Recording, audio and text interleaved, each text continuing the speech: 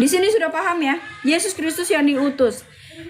Kalau dikatakan di situ Danker, kalau dikatakan di situ Allah yang benar dan mengenal firman-Nya yang diutus. Karena orang mengenal Yesus Kristus. Orang mengenal Yesus Kristus, ya. Orang mengenal Yesus Kristus, tidak mungkin firman-Nya yang diutus. Kalau firman-Nya yang diutus bagaimana orang tahu?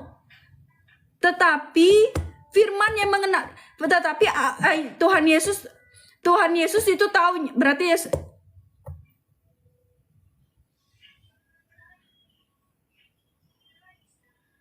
ya, paham kan ya? Paham ya?